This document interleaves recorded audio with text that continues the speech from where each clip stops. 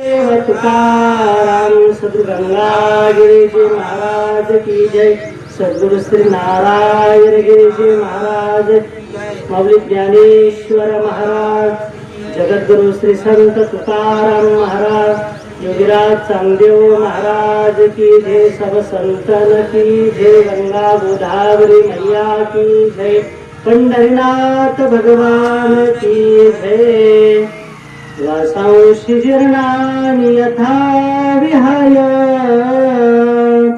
नवानि गृह्णाति नरपराणि तथा शरीराणि विहाय जीर्णा न्यन्यानि संयाति नवानि देहि जैसे जीर्ण वस्त्र सांडिजे मंग नूतन वेदिजे तैसे देहांतराते स्वीकारिजे चैतन्यनाथे गंगा विशुद्धं नितपाद स्पर्शं सर्वे स्थितं चुम्बितं पुण्यस्थानं सराले स्थितं तं समाधिस्थमूर्तिं नमामि गंगागिरि योगिराजं। तपोज्ञान वैराग्य भक्ति स्वरूपं सदालंकृतं साधु संन्यास योगं मुखेश वेदांत शास्त्रार्थ नित्यं नमो नारायण गिरिं परब्रह्म स्वरूपम्। अवतार धरिला जगिता पितिरी गुरु सेवा साधन गोदा तटी करी मुमुक्षु जना उद्धरी धरोनी करी नित्य नमित सद्गुरु श्री राम गिरिजे समचरण सरोजम सांद्र नीलम मुदाबम जगन्नीत पानिम मंडनम मंडनानम तरुण तुलसी माला कंदरम कंजनेत्रम सदैवलासं विठ्ठलं चिंतयामि। हे दुःख भंजन मारुति नंदन सुन लो मेरी पुकार पवन सुत बिनती बारंबार पवन सुत बिनती बारंबार पवन सुत बिनती बारंबार। प्रस्तुत प्रसंगी प्राप्त स्थळी प्रवचनाच्या सेवेकरता निवडलेला श्लोक श्रीमद भगवद्गीतेमधील दुसऱ्या अध्यायाचा 22 क्रमांकाचा श्लोक आहे आणि या श्लोकामध्ये भगवान परमात्मा सांगतात, अरे अर्जुना, तू खेद करू नको, दुःख करू नको, कारण ज्याप्रमाणे मनुष्य जुनं झालेलं वस्त्र टाकून देतो, नवीन वस्त्र धारण करतो, त्या परमात्मा हा जीवात्मा शरीर जरी सोडलं तरी मरत नाही। कारण आपल्याला वाटतं मरतो, परंतु त्याच्यानंतरही त्याचे जन्म होतात, फक्त हे शरीर सोडतो आणि दुसरं शरीर तो धारण करतो।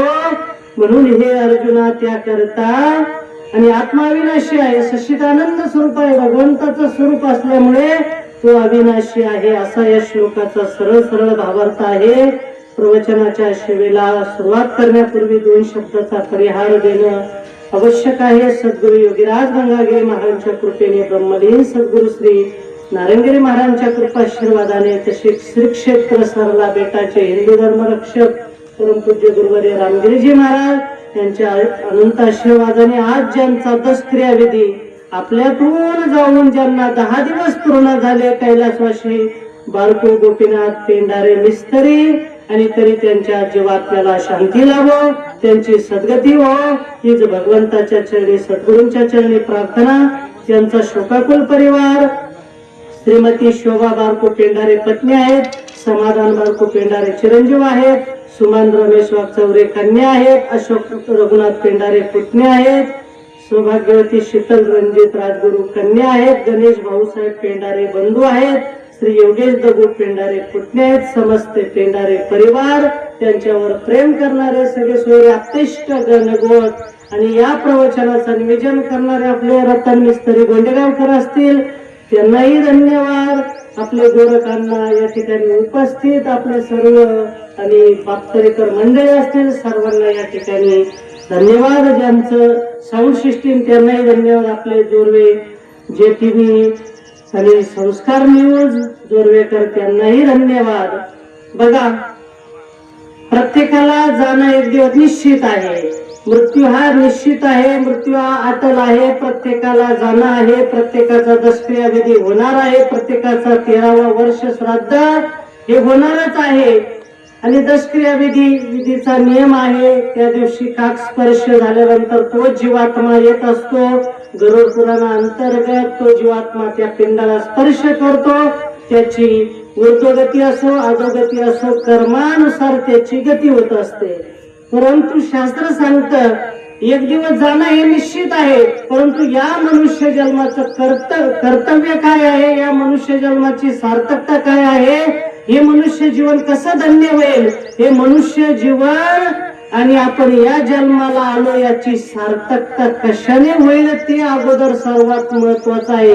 कारण मनुष्य या संसारामध्ये व्यवहाराकरता लाख प्रयत्न करतो महाराज, रात्रीचा दिवस करतो आणि एवढे काही अहोरात्र प्रयत्न धन कमवण्याकरता रात्रीचा दिवस करून शरीराचे हाड काढ करतो महाराज, धन कमवण्याकरता प्रतिष्ठा कमवण्याकरता. परंतु याचा कधी विचार करीत नाही की आपलं आत्मकल्याण कशाने होईल, आपला उद्धार कशाने होईल, आपलं आणि त्या भगवंताची प्राप्ती आपल्याला कशाने होईल, की आपल्याला तो मोक्ष कसा प्राप्त होईल याचा मनुष्य कधी विचार करीत नाही. म्हणून शास्त्र सांगतं की आपण केलेले प्रयत्न मनुष्याचे, अरे बाबा तुझे सर्व ते प्रयत्न व्यर्थ आहे. जोपर्यंत भगवंताची शरणागती पत्करीत नाही आणि जोपर्यंत आपण हे ज्ञान प्राप्त करीत नाही, मी कुठून आलो, मला काय करायचं आहे आणि मला कुठे जायचं आहे, जोपर्यंत आपण आत्मज्ञान प्राप्त करीत नाही. कारण आत्मज्ञान या जन्माची सार्थकता आहे बघा. कारण आत्मज्ञान आपण कोण आहोत या आपल्या आत्मस्वरूपाची आपल्याला जोपर्यंत ओळख होत नाही, आपण शरीर आहोत का, आपण पंच ज्ञानेंद्रिय आहोत का, आपण पंचभूत आहोत का, मन बुद्धी चित्त अहंकार आहोत का, आपण काय आहोत, तर बघा आपण कोण आहोत. एकदा जगद्गुरु शंकराचार्य महाराज आणि दक्षिणाचार्य आहेत. शंकराचार्य महाराज जेवढे काही आपले आचार्य झाले सर्व दक्षिणामध्ये झाले. भगवंताचे अवतार उत्तर भारतामध्ये झाले. जेवढे काही आचार्य रामानुजाचार्य, शंकराचार्य, वल्लभाचार्य, निंबार्काचार्य सर्व दक्षिण भारतामध्ये झाले.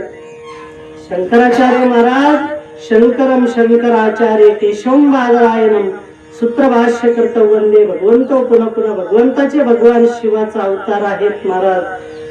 आणि शंकराचार्य महाराजांच्या जीवनामध्ये एकदा सहज भिक्षेला गेले. आता एका ठिकाणी एक मुलगा आणि लहानपणापासून बोलत नव्हता, मुका होता. शंकराचार्य महाराजांनी भिक्षेला गेले. शंकराचार्य महाराज त्याच्या ललाटावर बघितलं, ब्रह्मतेज दिसलं.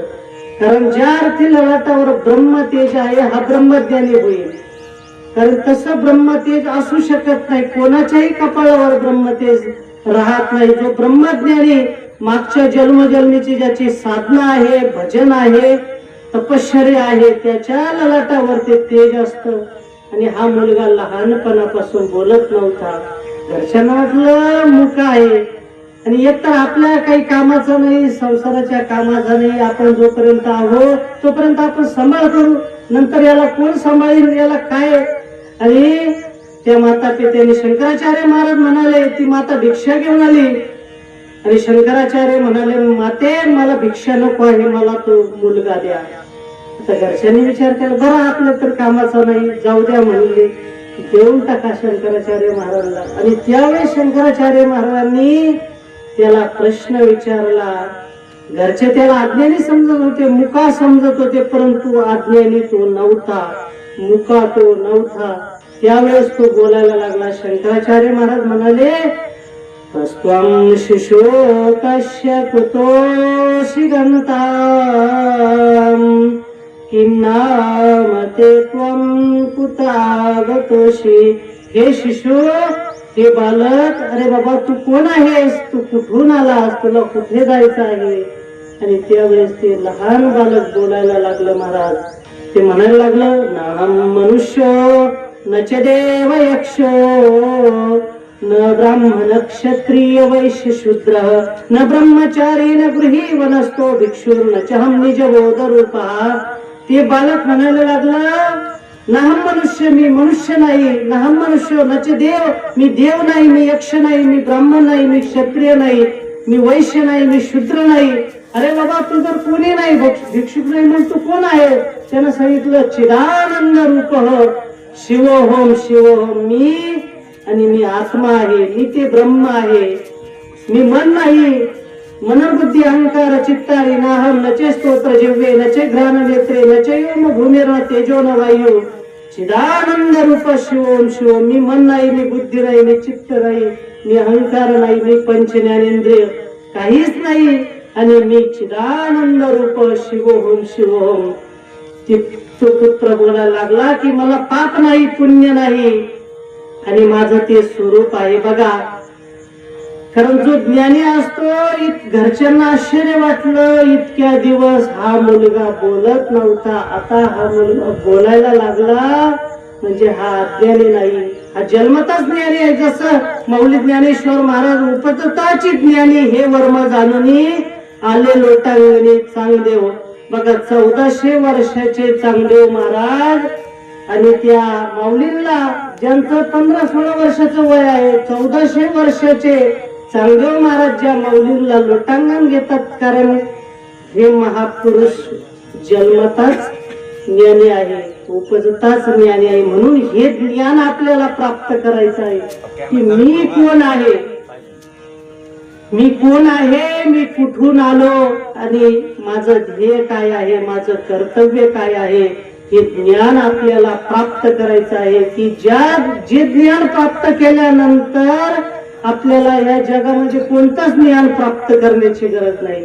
कारण एक आत्मज्ञान असं ज्ञान आहे, जे ज्ञान बघा इतर ज्ञान परमपूज्य गुरुवर्य रामगिरीजी महाराज कायम कीर्तनातून प्रवचनातून सांगत असतात. शास्त्राचं ज्ञान जे प्राप्त केलं ते एक दिवस नष्ट होणार आहे. बघा, आपण व्यावहारिक ज्ञान, तुम्ही किती डिग्र्या कमावल्या, किती ज्ञान प्राप्त केलं, शेवटच्या वेळेला मनुष्य सर्व विसरून जातो, आपाप विसरून जातो, किती पाठांतर करेल असू द्या. परंतु एक आत्मज्ञान असं ज्ञान आहे की जे प्राप्त झाल्यानंतर, प्रगट झाल्यानंतर ते कधी नष्ट होत नाही, आणि ते ज्ञान स्वतःचंही कल्याण करतं आणि इतरांचंही कल्याण. म्हणून आपल्याला ते ज्ञान जोपर्यंत प्राप्त होत नाही, तोपर्यंत या जन्म मरणातून, आपली या दुःखातून आपली सुटका होणं शक्य नाही. बघा, एका ठिकाणी सुभाषितकार वर्णन करतात की त्या ब्रह्म ज्ञानाचा किती प्रभाव आहे. स्नानम तेन समस्त तीर्थे सलिले सर्वापि दत्तावने, की जो त्या भगवंताला म्हणजे ब्रह्मज्ञान आहे, मी शरीर नव्हे, मी आत्मा आहे, असं ज्याला जो ज्ञान मिळवतो, तर शास्त्र सांगतं त्याने पृथ्वीवर जेवढे काही तीर्थ आहे सर्वांचं त्याने स्नान केलं. त्याने जेवढे काही आपले पितर आहे सर्व पितरांना तृप्त केलं, सर्व देवी देवतांना तृप्त केलं, समस्त तीर्थाची यात्रा केली. एवढं एक क्षणभर नुसतं मी ब्रह्म आहे असा क्षणभर जरी विचार केला तरी त्याला अनाप अश्वमेध यज्ञाचं पुण्य प्राप्त होतं. म्हणून मनुष्याने बघा, तुम्ही संसारिक किती ज्ञान प्राप्त केलं त्याला काही एक अर्थ नाही. बघा, तुम्ही जनरल नॉलेज आहे, जनरल नॉलेजाचं किती ज्ञान प्राप्त केलं तुम्हाला कोणी विचारणार नाही की तुम्ही एवढं ज्ञान प्राप्त केलं आणि याचा काय, परंतु ते ज्ञान व्यर्थ आहे. तुम्ही सर्व देशाचं ज्ञान प्राप्त केलं ते देखील ज्ञान व्यर्थ आहे. कारण जोपर्यंत तुम्ही आत्मज्ञान आपल्या स्वतःला जोपर्यंत जाणत नाही, आपण स्वतः कोण आहोत, आपण कुठून आलेलो आहोत, असा कधी आपण विचार केला का? मनाला कधी विचारलं का आपण कुठून आलो, आपण मागच्या जन्मामध्ये कोण होतो आणि मागच्या जन्मामध्ये कोणत्या जन्मात होतो, कोणत्या योनीत होतो, कोणत्या परिवारामध्ये होतो, कुठून आलो आणि आता ह्या जन्मामध्ये आपलं काय कर्तव्य आहे, आपल्याला काय करायचं आहे जीवनामध्ये. आपल्याला जीवनामध्ये नेमकं हे जीवन फक्त भोगा करता आहे का नुसतं जगायचं म्हणून जगण्याकरता आहे? बघा, काही मनुष्य नुसतं जगतात महाराज, इतर जगतात म्हणून आपणही जगतात, त्या जगण्याला काही अर्थ नाही महाराज. कारण इतरही प्राणी या जगामध्ये किती काही जगतात, त्या जीवनाला अर्थ नाही. आणि ते जीवन ते धन्य आहे की जे जीवन त्या भगवत कार्यामध्ये उपयोगी आहे. म्हणून आपण हे ज्ञान आपल्याला प्राप्त करायचं आहे की आपण कुठून आलो आणि आपण आता पुढे कुठं जाणार आहोत, आपल्याला कोणता परिवार प्राप्त होईल आणि आपण कोणत्या परिवारामध्ये जाऊ आणि आपल्याला कोणती गती प्राप्त होईल, हे ज्ञान आपण सर्वात अगोदर असा प्रश्न आपण मनाला कधी विचारला का की आपलं लक्ष काय आहे, आपलं या जीवनाचं कर्तव्य काय आहे. की आपण नुसतं जगण्याकरता हा मनुष्य देह भेटला नाही महाराज. आत्मकल्याणाकरता आपण अहोरात्र प्रयत्न करावे. कारण आपण या संसाराशी संबंध, वास्तविक आपण आत्मा आहोत आणि मुक्त. आत्मा तर मुक्त आहे. जगद्गुरु श्री संत तुकाराम महाराज सांगतात, मुक्त होता परिबळे झाला बद्ध घेऊन या छंद माझे माझे. जोपर्यंत मनुष्य मुक्तच आहे. बघा, प्रत्येक जण मुक्त आहे, परंतु बंधन आपण जोडून घेतलेलं आहे. बघा, जसं लहान बालक आहे, आता 2-3 वर्षाचं बालक खेळतं महाराज, त्याला तुम्ही सोन्याची अंगठी द्या. सोन्याची जर अंगठी दिली तर त्या बालकाला त्याला काय वाटणार, सोन्याची अंगठी दिली त्याला सुखही होणार नाही. आपण हिसकून घेतली तरी त्याला दुःख होणार नाही. ती सोन्याची अंगठी तुम्ही जावयाकडे देऊन बघा, 8 दिवस जावयाकडे ठेवा, नंतर तुम्ही हिसकून घ्या, बघा काय होतं तुम्हाला.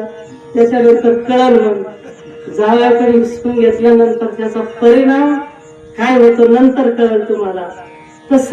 जसं लहान बालकाला सुख दुःख नाही, आपल्यालाही सुख दुःख नव्हतं, परंतु आपण या आणि दुःखरूपी संसाराशी नातं जोडल्यामुळं आपल्याला सर्व दुःख प्राप्त झाले. कारण या संसाराशी नातं जोडल्यामुळे आपल्याला दुःख निश्चित भोगावं लागेल.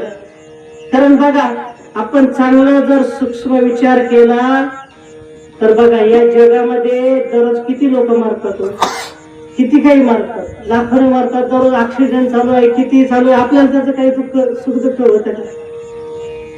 परंतु जेव्हा कधी बघा, आता महाराज काय उदाहरण सांगत असतात. एकदा एक जण चहाच्या हॉटेलवर बसला होता, चहा पित होता. आता तेवढं आणि चहा पित असताना पेपर वाचत होता. आता त्याचा मित्र तोही पेपर वाचत होता. आता हा पेपर वाचला, याने काही लक्ष दिलं नाही. त्या मित्राने सांगितलं, अरे बाबा, ट्रकची आणि बसची धडक झाली, त्याच्यामध्ये एवढे जखमी झाले, 13 जण जखमी झाले, काही जण मृत्युमुखी पडले. हा म्हणला दररोजच होत असत, दररोजच किती काही जन्माला येतात, किती काही मरतात. आता त्याने सांगितलं, अरे बाबा, त्याच्यामध्ये तुझी सासूबाई होती. आता सासूबाई होती म्हणल्यानंतर हा लागला मग मोठमोठे रडायला, तर तसा रडायला लागला. बघा, जोपर्यंत त्याला माहित नव्हतं तोपर्यंत त्याला दुःख झालं नाही, आणि जेव्हा त्याला माहित झालं, कारण ममत्व आणि हे दुःखाला कारण आहे महाराज. कारण ममत्व जे माझं म्हणतो, आणि माझं म्हणल्यामुळे पाप पुण्य अंगी घेतले जडून वर म्हणेने कोण करीत आतो. एकदा एक राजाच्या नगरीमध्ये एक महात्मा आले. राजाने आदरातिथ्य केलं, स्वागत केलं. राजाने त्या महात्म्याला सिंहासनावर बसवलं, आणि सिंहासनावर बसवल्याच्या नंतर राजा म्हणाला, म्हणले, महाराज, हे सर्व राज्य माझं वाला आहे. असं अभिमानाने सांगायला लागला की हे सर्व राज्य माझं आहे, मी कमवलेलं आणि माझ्या पुरुषार्थाने. आता महात्मा होते, ज्ञानी होते. महात्मा म्हणाले, अरे राजा, हे राज्य तुझं नाही, कारण याच्या अगोदर तुझ्या वाडवडिलांचं ते राज्य होतं, याच्या अगोदर वाडवडिलांचं होतं, आणि पुढे भविष्यामध्ये कोणाचं राहणार आहे, तुझे पुत्र होतील त्यांचं राहील, त्यांच्या आणि नंतर पुत्रांचं राहील. आणि तू कशा करता माझं म्हणतो, तुझं हे नाही आहे, वर्तमान स्थितीमध्ये तुझं आहे. तसं त्याप्रमाणे धन संपत्ती सर्व काही आपल्या जवळ आहे, शेती आहे, जमीन आहे, बंगले आहे. हे आज जरी आपल्याकडे असलं तरी हे अगोदर कोणाचं होतं आणि पुढेही कोणाचं राहील. त्याच्याकरता आपण त्याच्या बंधनामध्ये राहू नये आणि दुःख करू नये. म्हणून भगवान परमात्मा अर्जुनाला सांगतात, अरे अर्जुना, तू शोक करू नको, दुःख करू नको. जसं मनुष्य जुनं झालेलं वस्त्र टाकून देतो, नवीन परिधान करतो, त्याकरता आत्माही आणि जुनं झालेलं शरीर टाकून नवीन देह धारण करतो. बघा, विचार करायची गोष्ट आहे. आपण जर जुने कपडे जर टाकले, नवे कपडे घातल्यानंतर आपल्याला आनंद वाटतो ना. आपल्याला नवीन कपडे, जसं दिवाळीला म्हणा, लग्न कार्याला आपण नवीन कपडे घेतो, आपल्याला फार आनंद वाटतो. आणि मग शरीर गेल्यानंतर आपण दुःख का करायला पाहिजे? कारण शरीर गेल्यानंतर तो जीवात्मा देखील नवीन शरीर परिधान करतो ना. नवीन जर परिधान करतो, मग आपल्याला दुःख वाटायचं कारण काय? कारण याच्या अगोदरही अनंत जन्मामध्ये त्याने कितीक वेळेस हे शरीर सोडलेलं आहे. कितीक वेळेस आपल्याला कुत्र्याचा जन्म भेटला असेल, डुकराचा जन्म भेटला असेल, घुशीचा जन्म भेटला असेल, बैलाचा जन्म भेटला असेल. किती काही जन्म आपण किती काही वेळा हे शरीर आपण सोडलेलंच आहे. आणि आताही जे शरीर आपल्याला प्राप्त झालेलं आहे, ते शरीर देखील एक दिवस आपली इच्छा असो, तुमची इच्छा नसली तरी देखील ते यमाचे दूत मारी झोडीत तुम्हाला त्या यमाच्या दरवाजापर्यंत घेऊन जातील. आपली इच्छा असो अगर आपली इच्छा नसो, एक दिवस आपल्याला हा देह ठेवावा लागणार म्हणजे लागणार. म्हणून त्याकरता आपण खेद आणि दुःख, वास्तविक आनंद झाला पाहिजे. बघा, साधू संतांमध्ये एखादा महात्मा जर गेला तर दुःख करीत नाही महाराज. ब्रह्मलीन सद्गुरू श्री नारायणगिरी महाराज ज्यावेळेस समाधिस्थ झाले, अनेक लोकांनी शोक केला, दुःख केला, परंतु त्यांचं कार्यही तसं होतं. परंतु साधू संतांमध्ये, आणि बघा, 16 दिवस 16 पोते खडी साखरेचे वाटले. कारण साधू संतांमध्ये असं मान्यता आहे की तो महात्मा मुक्त झाला, या देहातून प्राण सोडला म्हणजे तो मुक्त झाला, तो भगवंताच्या धामाला गेला, कृतार्थ झाला, कल्याण झाला. कारण या जन्मामध्ये सर्व दुःखीच आहे ना. जो देखे तो दुखिया बाबा, सुखिया कोई नहीं रे. राजा दुखिया प्रजा दुखिया, सर्व दुखी आहे महाराज. राजा कहे सुख महाराज को भारी, महाराज कहे सुख इंद्र को भारी, इंद्र कहे सुख चतुरानन को, चतुरानन कहे सुख ब्रह्म को भारी, ब्रह्म कहे सुख विष्णु को भारी. तुलसीदास विचार कहे हरि भजन बीन सब जीव दुखारी. भगवंताच्या भजनाशिवाय सुख नाही महाराज, भगवंताच्या भजनाशिवाय आनंद नाही. संसारिक कार्य तुम्ही किती करा, आयुष्यभर करा, त्याच्यातून दुःखच प्राप्त होईल. परंतु परमार्थ असा आहे की परमार्थ आपण जेवढा जेवढा परमार्थ करीत राहू, तेवढा तेवढी आपल्याला शांती प्राप्त होत जाईल, तेवढे तेवढे आपल्याला समाधान प्राप्त होईल, तेवढा तेवढा परमार्थाचा आपल्याला आनंद भेटल. आणि हे जीवन एक दिवस प्रकाश झाल्याशिवाय राहणार नाही. त्याकरता आणि आपल्याला ते आत्मज्ञान, त्या भगवंताची भक्ती करायची आहे, भगवंताचं भजन करायचं आहे. आणि ते आत्मज्ञान याचा आपण विचार करायचा आहे की मी कोण आहे, मी कुठून आलेलो आहे आणि मला कुठं जायचं आहे. या शरीर देहाशी आपला संबंध नाही महाराज. कारण हे जगत जे जे देखणे सकळ ते हे स्वप्नीचे मृगजळ, म्हणून चिंती चरण कमळ बाप रुक्मारी श्री विठ्ठलाचे. दिसणार सर्व हे माया कल्पित जगत आहे. सत्यम ज्ञानमनंतम नित्यमनाकाशं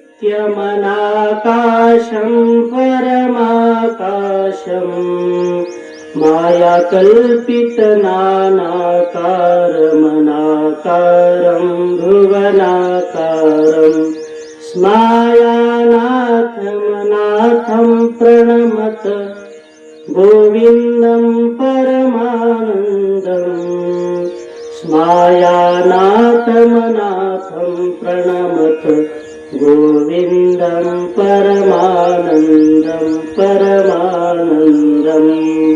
बघा, माया कल्पित असणार हे सर्व जगत आहे. तर या जगतामध्ये ज्या संत महात्म्यांना ते ज्ञान प्राप्त होतं, तत्वज्ञान प्राप्त होतं, त्यांच्याकरता हा संसार शिल्लक राहत नाही महाराज. त्यांच्याकरता संसार अवघाची संसार केला ब्रह्मरूप. सर्व संसारच ब्रह्मरूप होत. जसं माऊली म्हणतात, अवघाची संसार सुखाचा करेल. त्यांच्याकरता हा संसार राहिला नाही, त्यांच्याकरता हे जन राहिलं नाही महाराज. जनविजन झाले अम्मा, विठ्ठल नामा प्रमाण. पाहे तिकडे बाप माई, विठ्ठल आहे रखुमाई. आणि सर्व दूर त्यांना भगवंत प्रत्येक प्राणी मात्रामध्ये तो भगवान परमात्मा दिसायला लागला.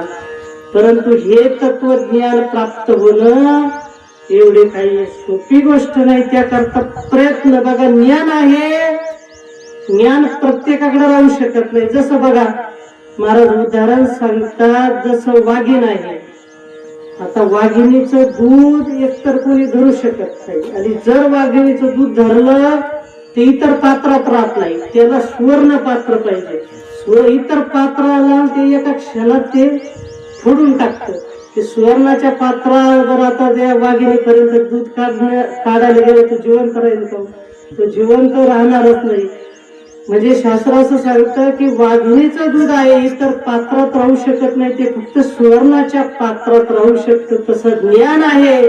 ते ज्ञान ते धारण करण्याकरता आपल्या बुद्धीची तेवढी क्षमता बनावं लागेल. बुद्धीची तेवढी आणि तशी क्षमता जर जमवली तर ते ज्ञान आपल्या बुद्धीमध्ये टिकू शकतं, स्थिर राहू शकतं. नाहीतर आपण किती काही कीर्तन श्रवण करतो, किती काही प्रवचन कायम श्रवण करतो, ते ज्ञान आपल्या स्मरणामध्ये अजिबात राहत नाही महाराज. ते ऐकलं म्हणजे निघून जातं. काही वेळ मनुष्य संसारिक कार्यामध्ये गेला, सर्व विसरून जातं. परमार्थ नाही, पुन्हा ते कशाचीच आठवण होत नाही, कशाचं स्मरण होत नाही.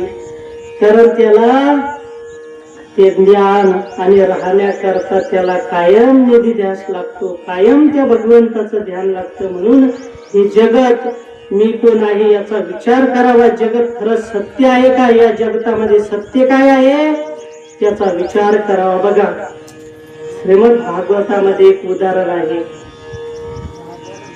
उदाहरण आपण ऐकलेलं असेल की जनक राजा होता. जनक राजा ग्रस्ताश्रमामध्ये आहे महाराज. ग्रस्ताश्रमामध्ये असून सुद्धा जनक राजा विदेही आहे. जनक राजाने सर्व ज्ञान प्राप्त केलेलं आहे. जनक राजा आणि जनक राजाचं भाग्य की शुकाचार्य, जे जन्मताच ज्या शुकाचार्याने संसाराचा त्याग केला आणि त्या शुकाचार्यांचं देखील गुरु होण्याचं भाग्य जनक राजाला लाभलं. आणि एवढा असणारा जनक राजा, ज्या जनक राजाच्या नगरीमध्ये सर्व काही ऐश्वर्य आहे, एवढ्या काही पट्टराण्या आहे, सर्व काही असून एखाद्या महात्म्याची जी अवस्था नसती ती अवस्था जनक राजाची आहे. विदेही आहे जनक राजा. आणि असा असणारा विदेही जनक राजा एकदा, आणि जनक राजाच्या नगरीमध्ये एकदा एक ज्ञान सत्र चालू होतं. त्यामध्ये याज्ञवल्क्य ऋषी होते आणि वर्षभर ते ज्ञानदानाचं कार्य चालू होतं. एक दिवस जनक राजाला येण्याकरता वेळ झाला. याज्ञवल्क्य ऋषी म्हणाले, आपण पाठ सुरू नाही करायचा. म्हणजे बाकीचे ऋषी मुनी बोलायला लागले, म्हणले तो विधी जनक आहे, तो जनक राजा आहे आणि त्याची तुम्ही वाट बघता, इथे आम्ही एवढे मोठमोठे ऋषी आहोत. तर म्हणले त्याच्यातून तुमच्यामध्ये अंतर आहे. कारण एक दिवस त्या ऋषी मुनींच्या कुट्याला आग लागली. प्रवचन चालू होतं. जनक राजा ऐकायला बसेल होता. कथेमध्ये बसेल असताना जनक राजाचा अर्धा पाय जळाला, तरी जनक राजाला भान नाही. आता ऋषी मुनीच्या कुट्या जळायला लागल्या. ऋषी मुनी गेले पळून आपले कपडे सांभाळण्याकरता. आणि नंतर याज्ञवल्क्य मुनींनी सांगितलं की बघितलं का, म्हणले जनक राजाचं आणि तुमच्या मधला अंतर. असा हा जनक राजा, विदेही जनक राजा, त्याच्या जीवनामध्ये प्रसंग आहे, तो आपण ऐकलेला असेल. जनक राजा एक दिवस दुपारच्या वेळेला उन्हाळ्याचे दिवस होते, भोजन झालं आपल्या महलामध्ये आणि सुंदर अशा फुलांनी सजवलेला आणि जे शयन आसन आहे आणि त्या आसनावर जनक राजा झोपला. झोपल्यानंतर जनक राजाला गाढ निद्रा लागली. गाढ निद्रा लागल्यानंतर एक स्वप्न पडलं. दुसऱ्या देशाचा एक राजा आला, जनक राजाला परास्त केलं, जनक राजाचं राज्य हिरवून घेतलं, जनक राजाला हाकलून दिलं आणि गावामध्ये सर्वांना सांगितलं, खबरदार, जर या जनक राजाला कोणी जर भिक्षा देईल तर त्याला तुरुंगात टाकण्यात येईल, त्याला दंड आकारला जाईल. ह्या जनक राजाला कोणी भिक्षा द्यायची नाही. आता जनक राजा गावगावी भिक्षा मागत आहे. जनक राजा विचार करत आहे, मी एवढा दानशूर होतो, मी एवढं दान केलेलं होतं आणि मी एवढं दान करीत होतो, एवढा मोठा दानशूर असणारा मी राजा, आणि मला भीक मागण्याचा प्रसंग आला आणि मला भीकही कोणी देत नाही. बरं, आपल्याच राज्यातले समाज आहे की जे मला भिक्षाही द्यायला तयार नाही आणि याला मी काय मागत आहे, फक्त भाजी भाकरच मागत आहे, दुसरं काय मागत आहे, तरी देखील ते द्यायला तयार नाही. जनक राजाला एवढं वाईट वाटलं, एवढं दुःख झालं आणि काय करावं आता, कोणीच भिक्षा वाढली नाही. आणि शेवटी जनक राजाचे डोळ्यातून अश्रू व्हायला लागले, फार मोठं दुःख झालं आणि अचानक जाग आली. आता जाग आली तर बघितलं सेवकांनी महाराज की जय हो, महाराज की जय हो, सर्व सेवकांनी जय जयकार केला. आता जनक राजा विचार करीत आहे की हे सर्व दिसणार हे खरं का ते स्वप्नात बघितलं ते खरं. आता ते स्वप्नात बघितलं ते जर खोटं म्हणावं तर डोळ्याला उठल्यानंतर देखील अश्रू आहे, डोळ्याला उठल्यानंतरही डोळ्यातून अश्रू वाहत आहे. मग आता एवढं आपल्याला दुःख झालं, नेमकं ते खरं का हे खरं. आता जनक राजाला कोणतीच गोष्ट गोड वाटेना, काहीच नाही, कशातच मन लागेना. जोपर्यंत या प्रश्नाचं उत्तर मला भेटणार नाही तोपर्यंत जनक राजाला काही केलं तरी चैनच पडेना. शेवटी दुसऱ्या दिवशी दरबार बोलावला आणि पूर्वीचा दरबार असा नव्हता, त्या ठिकाणी मोठमोठे विद्वान असायचे, पंडित असायचे, ज्ञानी असायचे आणि पंडित ज्ञानी विद्वान असायचे. आणि त्या सर्व विद्वानांना जनक राजाने सर्वांना एकच प्रश्न विचारला, म्हणले माझ्या प्रश्नाचं उत्तर द्या की हे खरं का ते खरं. आता सर्वांना हाच प्रश्न विचारला, हे खरं का ते खरं. सर्व विचारात दुष्कळून गेला. आता कोणाला काहीच प्रश्नच कळला नाही, हे खरं का ते खरं. आता प्रश्न किती विद्वानांना प्रश्नच कळाला नाही, तेव्हा उत्तर द्यायचं कसं. तेव्हा जनक राजाला उत्तर न दिल्यामुळे जनक राजाचा राग अनावर झाला, भयंकर क्रोध आला. म्हणले आत्ताच्या आत्ता यांना सर्वांना बंदी खाण्यामध्ये टाका, मी यांना एवढं पोसवतो, यांच्याकरता मोठमोठे घर दिले, यांच्याकरता आयुष्यभर मी आणि वर्षभर धान्याची व्यवस्था करतो, धनाची व्यवस्था करतो, आणि हे जर माझ्या एका प्रश्नाचं उत्तर देऊ शकत नाही, माझं समाधान करू शकत नाही, तर यांना या राज्यामध्ये राहण्याचा अधिकार नाही. तुम्ही सर्वांना सेवकांना आदेश दिला, याला आत्ताच्या आत्ता तुरुंगात टाका. सर्वांना तुरुंगात टाकलं.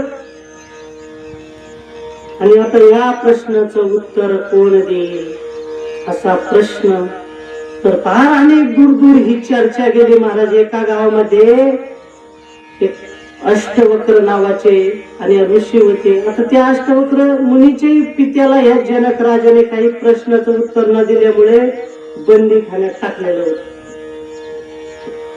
अष्टवक्र मुनींनी आणि अष्टवक्र मुनी आणि त्याची माता आपल्या मामाकडे राहत होते. एक दिवस सहज अष्टवक्र मुनीने विचारलं, म्हणले माते माझे पिता कुठे आहे. म्हणले अरे बाबा तुझे पिता त्या जनक राजाच्या आणि नगरीमध्ये कैद आहे. म्हणले का असं. म्हणले जनक राजाने प्रश्न विचारले होते आणि त्या प्रश्नाचं उत्तर तुझ्या पित्याला देता आलं नाही, म्हणून जनक राजाने तुझे पिताही बंदिस्त आहे, अनेकही आणि आणि काही ऋषी मुनी साधू संत त्या जनक राजाच्या कैदेमध्ये आहे. आणि दुसराही प्रश्न त्या अष्टवक्र मुनींनी विचारला, म्हणजे माते मी 8 ठिकाणी वाकडा कसा? तेव्हा त्याच्या मातेने सांगितलं, अरे बाबा, एक दिवस तुझे पिता अध्ययन करीत होते आणि पित्याला एक गोष्ट, पित्याचं एक वाक्य चुकलं तर तू गर्भामधून उत्तर दिलं. कारण पित्याला तू गर्भामधून उत्तर दिलं, कारण पित्याच्या पुढे शहाणपणा बरोबर नाही. वाडवडिलांच्या पुढे शहाणपणा करू नये. आणि तुझ्या पित्याच्या पुढे तो उत्तर गर्भातून उत्तर दिलं. तुझ्या पित्याला एवढा राग आला, तुझ्या पित्याने शाप दिला, तू 8 ठिकाणी वाकडा होशील, तू अजून गर्भातच आहे, मला ज्ञान शिकवतो, तू 8 ठिकाणी वाकडा होशील म्हणून. आणि म्हणले, माते जनक राजाच्या प्रश्नाचं उत्तर मी देईन म्हणले, आणि मला तू आज्ञा दे.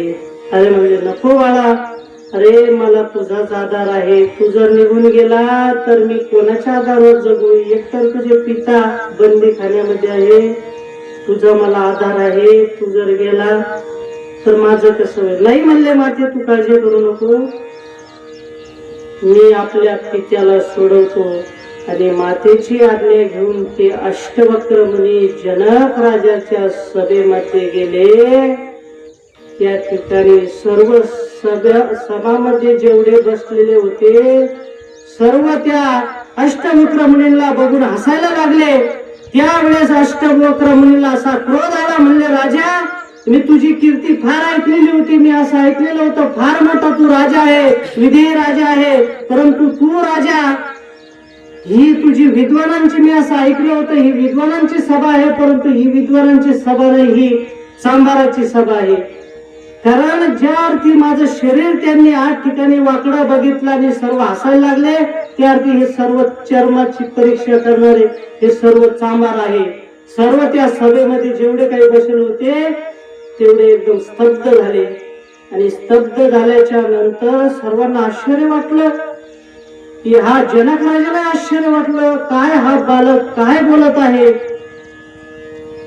तेव्हा जनक राजाला वाटलं हा कोणी सामान्य बालक नसून. त्यावेळेस अष्टवक्र मुनीने सांगितलं, अरे राजा, एखादा दिसायला जरी वाकडा तिकडा असला, गाय कशी असो पण दूध कशी देते? गाय दिसायला कशी असो, वाकडी तिकडी जरी असली, परंतु दूध ती चांगलंच देणार. तसं अरे राजा, मी जरी दिसायला असलो परंतु आत्मा सर्वांचा सारखाच आहे, आत्मा एक आहे.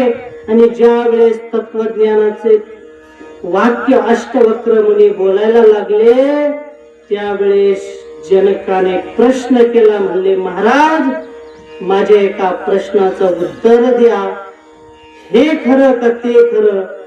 त्याबरोबर अष्टवक्र मुनींनी काही विचार न करता राजाला सांगितले, अरे बाबा राजा, हे दिसणार हे खरं नाही आणि ते खरं नाही. कारण स्वप्नातलं दिसणार तेही काल्पनिक आहे आणि हे दिसणार जगतही काल्पनिक आहे. अनेक प्रकारच्या समजुतींनी त्याला आणि राजाला समजावून सांगितलं. कारण सत्ता दोन्ही भिन्न भिन्न आहे. एक प्रातिभाषिक सत्ता आहे आणि एक व्यावहारिक सत्ता आहे, एक परमार्थिक सत्ता आहे. 3 प्रकारच्या. कारण प्रातिभाषिक सत्ता म्हणजे स्वप्नात जे आपण बघितलं ते सर्व खोटं आहे आणि जागृतीतलंही देखील. कारण ज्या वेळेस या जागृतीमध्ये आपल्याला ज्ञान होईल, ज्ञान झाल्याच्या नंतर हे जगतही सत्य वाटणार नाही, जगतही सत्य नाही. कारण बघा, एक वेदांताचा सिद्धांत आहे, वेदांताचा एक सिद्धांत, हे जगत कसं सत्य नाही. एकदा एका राजा झोपलेला होता, राजाला स्वप्न पडलं आणि स्वप्नामध्ये कोलाड असला. आता कोलाड असला तो आता कोलाड असल्याच्या नंतर तो अनेक ठिकाणी गेला की मला ह्या आणि कोलाड असला, शरीरामध्ये वेदना होत आहे आणि याचं औषध मला कोण देईल? तर स्वप्नामध्ये अनेक ठिकाणी गेला, कोणी औषध द्यायला त्याला तयार नाही. राजा, त्याला फार खेद वाटलं, फार दुःख वाटलं. माझ्याकडे जर पैसे असते, अनेक वैद्यांकडे गेला तर ते वैद्य म्हणाले, तुझ्या जर जवळ पैसे असेल तरच आम्ही औषध देऊ. कोणीही त्याला औषध द्यायला तयार नाही.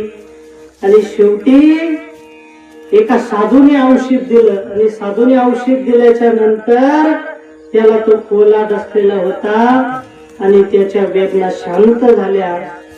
आणि राजा उठून बसला तर अनेक त्या ठिकाणी वैद्य तयार होते आणि वैद्यही होते आणि वैद्य सर्व इलाज करायला तयार होते. परंतु बघा, जसं जागृतीतले वैद्य स्वप्नामध्ये काम येत नाही. जागृतीत जसं आपल्याला स्वप्नामध्ये आपल्याला दुःख झालं तर स्वप्नामध्ये जागृतीतले आणि वैद्य कामा येत नाही. त्या प्रकारे अनेक प्रकारे त्या जनक राजाला अष्टवक्र मुनींनी समजावून सांगितलं. जनक राजाला आत्मज्ञान झालं. म्हणून मनुष्याने जीवनामध्ये बाकी इतर ज्ञान कोणत्याही पदवी आपण जरी नाही मिळवल्या तरी काही हरकत नाही. व्यावहारिक कोणतेही ज्ञान आपण प्राप्त नाही केलं काही हरकत नाही. परंतु एवढं ज्ञान, मी कोण आहे, मी कुठून आलेलो आहे आणि माझं कर्तव्य काय आहे, मला या जगतामध्ये येऊन काय करायचं आहे, एवढं जरी ज्ञान मनुष्याने प्राप्त केलं तर निश्चित आपलं जीवन सफल झाल्याशिवाय राहणार नाही. या ठिकाणी काक स्पर्श झालेला आहे, वेळ झालेली आहे. 2 मिनिटांमध्ये आपण सेवा आवरून घेऊ. आणि वासांशी जीर्णानी यथा विहाय नवानी गृह्णाती नरोपराणी तथा शरीरानी विहाय जीर्णा ज्ञानी संयाती नवानी देही. जसं माऊली ज्ञानेश्वर महाराज सांगतात की जुनं झालेलं वस्त्र मनुष्य टाकून देतो, नवीन वस्त्र धारण करतो, त्याप्रमाणे हा जीवात्मा नवीन शरीर धारण करतो. आणि आज ज्यांच्या दशक्रियाविधीच्या निमित्ताने ही प्रवचन सेवा कैलासवासी बारको गोपीनाथ पेंढारे मिस्त्री यांना आपल्यातून जाऊन 10 दिवस पूर्ण झाले तरी त्यांच्या जीवात्म्याला शांती लाभो.